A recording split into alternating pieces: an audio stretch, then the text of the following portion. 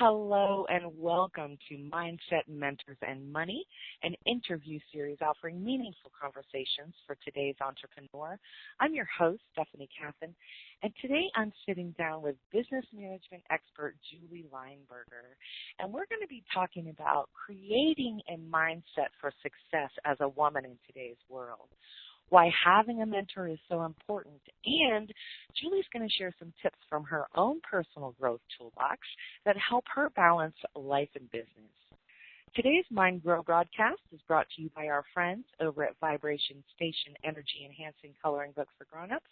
So after the show, head on over to facebook.com/color-away-stress and use the Shop Now button to grab your copy and activate your inner artist. I want to tell you a little about today's guest. She's so amazing and somebody that I'm so honored to have in my life.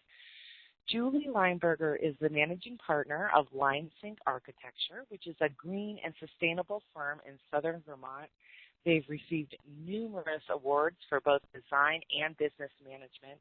She's also participated in projects for the United Nations Development Program, the International Rescue Committee, and the United Nations High Commissioner for Refugees throughout the world.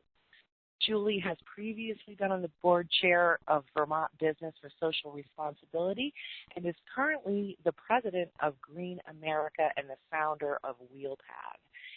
Please help me welcome my dear friend and amazing woman, Julie Lineberger. Welcome, Julie. Thank you so much, Stephanie. It's been fun getting to know you and being able to work together on various initiatives. I've got to tell you, you have touched my life in so many ways. But one of the things that I've learned by watching you is how to really be myself. Like, you are so amazing. You do all of these amazing things, but you're always you. You're always so authentic and so genuine, and I strive to be that. So thank you very much for being such a powerful example of what is possible. What is possible for a woman in today's world? It's quite amazing. Even though it's a challenging time, I feel like there's lots of opportunities that women are able to move forward in, and this is a time like when we're awakening. So creating mindset for being successful in today's world, I'm excited to talk about that. Well, thank you, and thank you for that feedback, because it is true. I so applaud the Emerge movement that is helping support women getting into various political positions, whether it's a school board or a local select board or statewide or national political positions, and learning how to run and learning how to build teams and that sort of thing. I think it is a time for women. I think there was many years that women felt in order to succeed, they had to do it on a male orientation or male terms. And I remember being in my mind, I was a very serious, very opinionated college student. And I would go to these various meetings and, get this feedback. Well, but why are you in this group? You're smiling all the time. It's like you're happy. I said, well, I'm as happy as I can be, but that doesn't mean that I don't want significant change. And it was almost as if the attitude you had to project was one of anger and militancy and you're going to go out and fight, rather than what I feel is far more important is changing through love, changing through acceptance, changing through tolerance, changing through learning from other people. When you were talking about mentors, the various mentors I've had, it's been very interesting because I've disagreed with some of my mentors that I've had throughout the years. Politically, for example, there's one mentor that I'm still in touch with who really helped me when I was starting my first business, LineSync Architecture, to say, it's really, really important that you and your husband take at least 2 weeks vacation every year, just 2 weeks.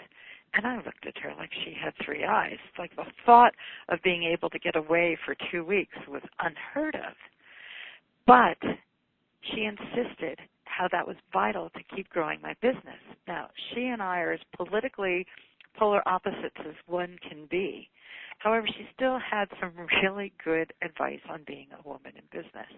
And I think that's important, that one doesn't want mentors who feel and think in the same way they do, but to have that wide variety of diversity, whether it's in political thought or culture, age, economic situation, whatever, the greater the diversity of one's mentors, the richer the advice comes in.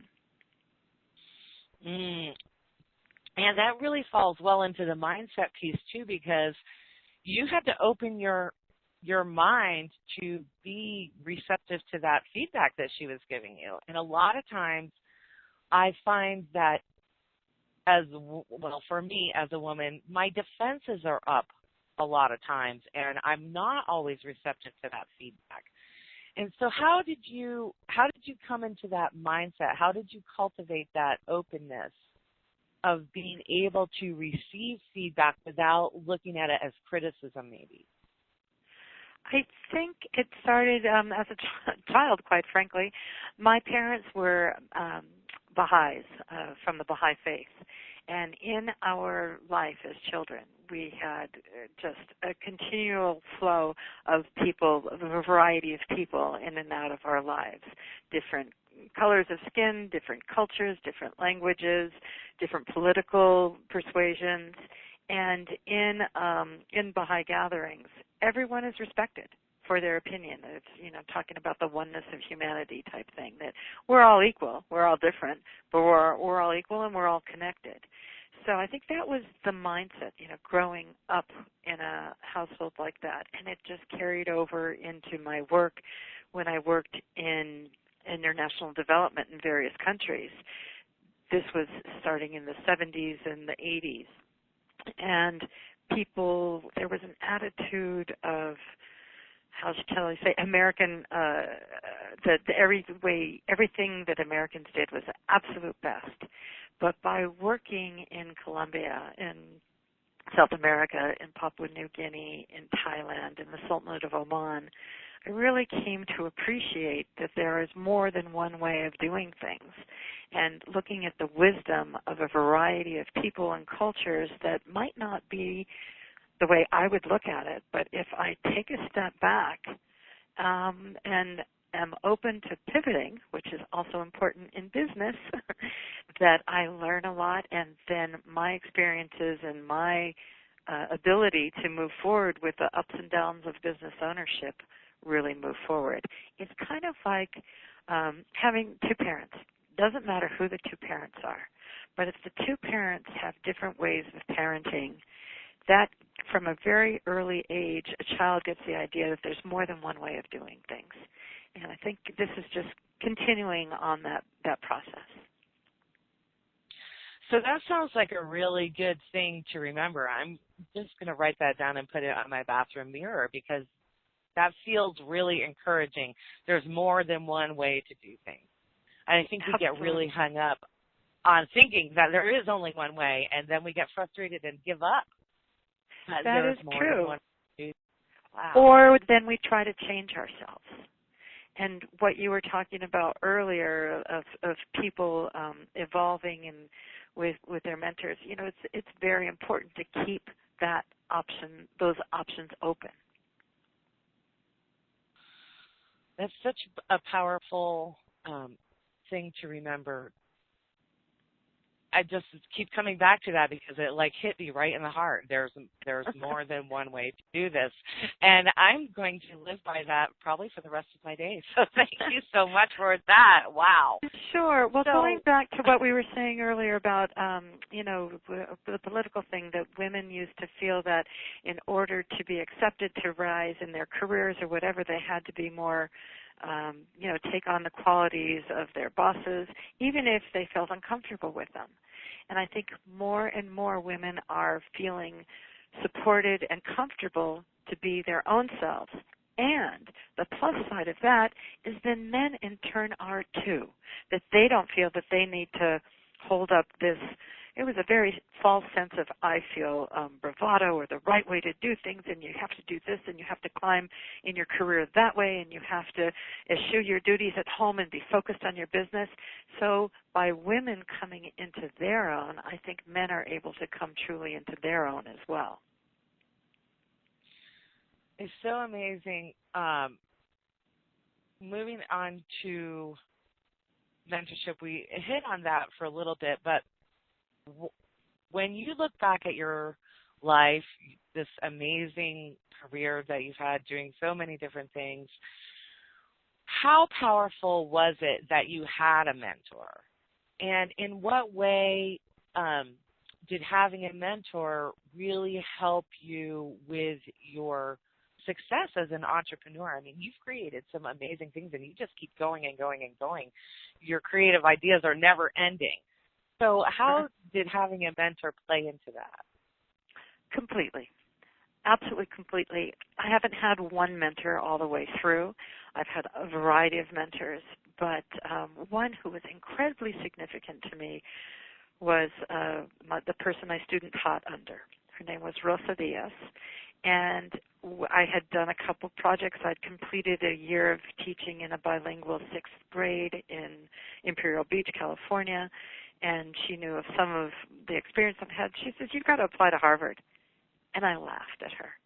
No, I mean, I didn't even know Harvard existed until I was in my 20s. And she was like, "No, you really do." And I just laughed. I said, that's not for my kind of people. That's for, wealthier people who have gone to private schools or things like that. And she sat me down. She said, "You're not leaving my house. You're staying here for the weekend until we write your application." So I was astounded and actually a little bit chagrined because I got my acceptance letter. It was dated April 1st. And for 2 days, I was furious. I thought, oh, my God, that is the meanest April Fool's joke anyone has ever played on me. Oh, how can someone do that? And then slowly it dawned on me that, oh, wait a minute, this might be legitimate. And it was really odd because when we got to Harvard and I had my orientation there, the school apologized. "We are so sorry we sent out your acceptance letters on April 1st. How many people thought it was a April Fool's joke?" 2/3 of the people in the audience raised their hand. So for me, my mentor helped me see a new vision, helped me see my possibilities. I was locked into what I knew, and she opened up that door to say, "Yeah, that's what you know, but look what else you're capable of."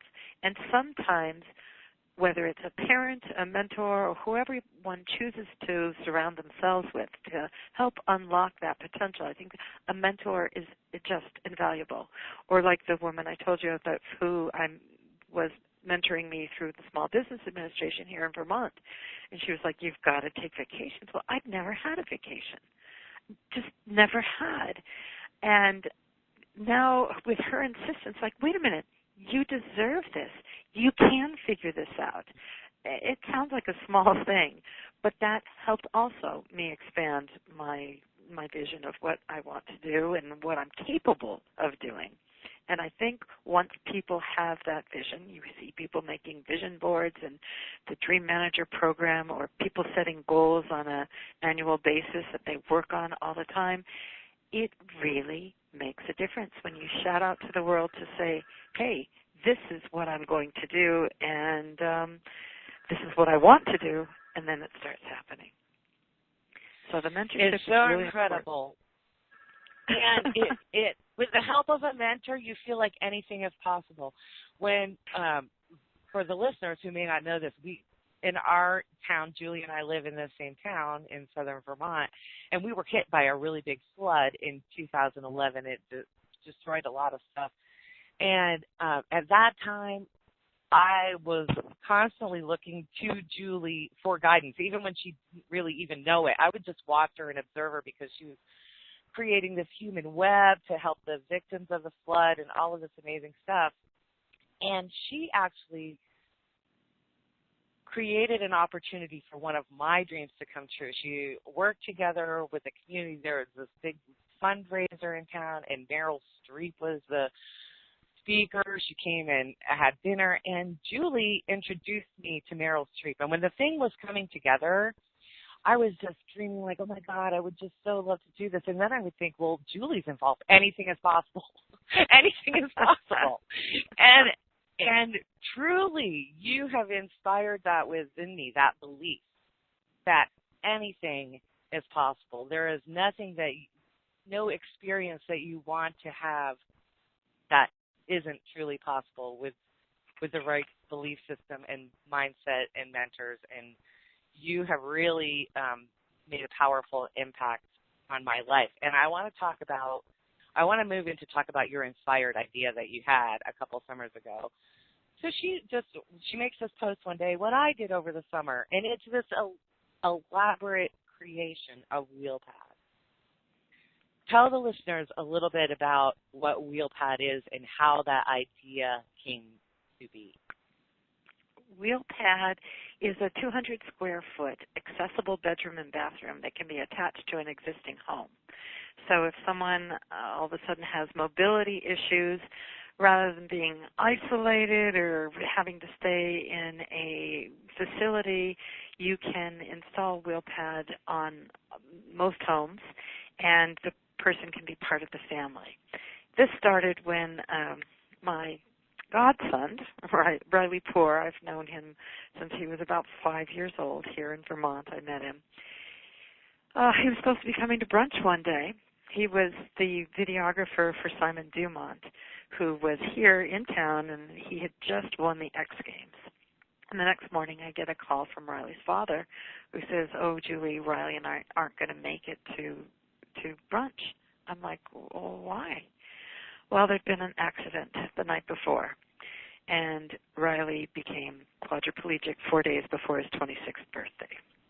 He had just had a beautiful job offer from Nike to do their videography, and it was just devastating to everybody. He rehabbed, he lived, which was touch and go for quite some time, and after he completed his rehab at the Craig Hospital in Denver, he went to Portland to take his job with Nike, who honored it. They gave him adaptive equipment, and in Portland, Oregon, of all places, there was no accessible apartment where a caregiver could help him in the shower. He was forced to live isolated in a hotel room for 8 months and living in a new city, new job, all of a sudden life in a wheelchair. He would get home from work and people would say, well, come here, I'll cook for you. He couldn't fit, no bandwidth for another event for a day. So he was pretty isolated. Once he finally did find an accessible apartment, he could say, okay, what am I going to do for my long-term situation? Okay, I'm going to buy a house. Well, my first business is architecture. So my husband and I went to make his house. We worked with his father, who did most of who oversaw the construction, and we designed a universally accessible home. Well, in the middle of that process, my brilliant husband says, Riley, what if there had been an accessible bedroom and bathroom that we could have just attached to your mom's house or your dad's house or your cousin's house, for that matter, just so that you could have rolled in and had dinner with people, helped someone with their homework, participated in family life rather than be isolated in that hotel room, which actually happens to some of our veterans as well. They get cleared medically, but they don't have an accessible place to go home to. So we worked with Riley, and our elder daughter, Jocelyn Sincato, was with us when we were thinking how the business model would come together, and came up with this idea of WheelPad. To finish the story with Riley, he is now a very successful person, keeps rising through the ranks of Nike, doing videos, doing promotion. He's fantastic. So with that, Joseph and I went on to create WheelPad L3C. L3C means it's a low-income limited liability company, so that we can accept grants from foundations as part of their program-related investment. And what we want to do is, and Riley is minority owner of the business as well, we want to change the way our injured service members come home. We want to help people like Riley with spinal cord injuries, or children with cerebral palsy, or adults, whatever. There are so many uses that we're finding for WheelPad. Someone wants to use it for hospice so their family member can be close to them rather than them going every day to a facility. So they want to put WheelPad on their house temporarily, and WheelPad can either be temporary or permanent. And I'm very excited to share for the first time, Stephanie, that a member of our community is going to be trialing the prototype. We are installing it at the beginning of April. This man is 63 years old, had a stroke in November, and falls through all the cracks and is having a hard time getting home. So we've just shaken hands on the deal, and we're working through all the logistics of putting the WheelPad prototype onto Richard Covey's house on Ray Hill Road. And that just gives me goosebumps ahoy, because when I saw that post the other day, and I'm like, oh my God, how amazing is that? Because I mean, seriously, what WheelPad is going to do for that family is going to bring peace and harmony and ease and flow back into that family life. They've just been so torn up with all of the stuff that they've been going through, and my heart sang when I saw that this was happening. I'm so excited about that. Well, we could not be more thrilled. Whoa. So we can actually trial WheelPad, make sure it works the way we think it is. We'll be connecting it to their house that first week in April. And then, we will be responsible for making sure that it all works. And we are working with another Vermont company to actually go into production next month, and we will start selling WheelPad. And since this concept came out, WheelPad is gone. The concept is going. It's flying all over the country. I'm seeing posts and awards and everything. It's mentioned in this country and it's mentioned in that country. The momentum that's carrying this project now, I believe, is created out of love, because so much love went into that, and the momentum became very powerful. And it's just making waves and touching people all over the place. So it is very exciting. Congratulations on that.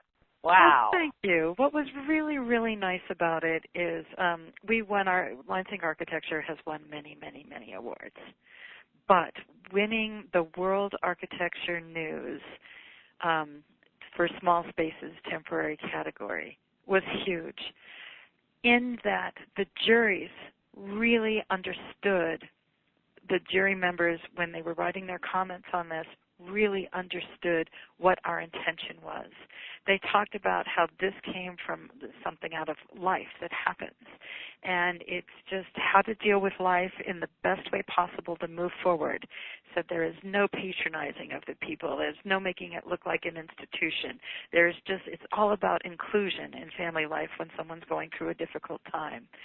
And they further said, and yes, it's pleasant, it's nice, it's contemporary, but it's not too contemporary. It's designed universally for a child or an adult. And we just felt that it really hit the heart of what we were trying to do in the design and the actual creation of WheelPad. So that was a huge win. And then these other videographers, Chibimoku, they go around the world doing videos of architectural projects, and they fell in love with WheelPad. And it got onto the tiny house circuit, and with that, the article they sent out, it's a 9-minute video, so it's a long video for some people these days. But we've had over 10,000 views around the world. I think it's actually up to about 12,000 now. And on either YouTube or Vimeo, WheelPad. And it has been absolutely amazing of the responses. I've gotten responses in Indonesian, in Dutch, Chinese, Japanese, Russian, Portuguese, French, Spanish. It's gone all over the world, and it's been very, very fun. Well, big, huge congratulations on that, and that you're touching the world in such a powerful way is just amazing to me. One more thing on the amazing ladder for you because you are just, wow. I love you so much. I can't believe our time is almost up, but I want to see if you would mind sharing a few tips from your own personal growth toolbox that help you kind of balance life and business. You mentioned vacations, but what are some things that maybe we don't consider on a regular basis that is so important when it comes, so you don't get that burnout in either side? That happens to me, for sure. Yeah, it does. It happens to me too. This may sound silly, but I'm Virgo. And so for me, what worked for me that may work for other people, I know it doesn't work for my husband, but works for me is I plan out my week. And I have standing on my calendar, there's time that I deal with LineSync Architecture, there's time that I deal with WheelPad, there's at least 1 hour every day that I am outside, that I have to exercise. And that's how I see most of my friends, by going for a walk talk.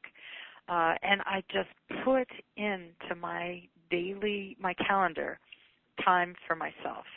And what I've had to do for that is sometimes make sure that I have a walk date other day, because sometimes we tend to let ourselves down, but we won't let another person down.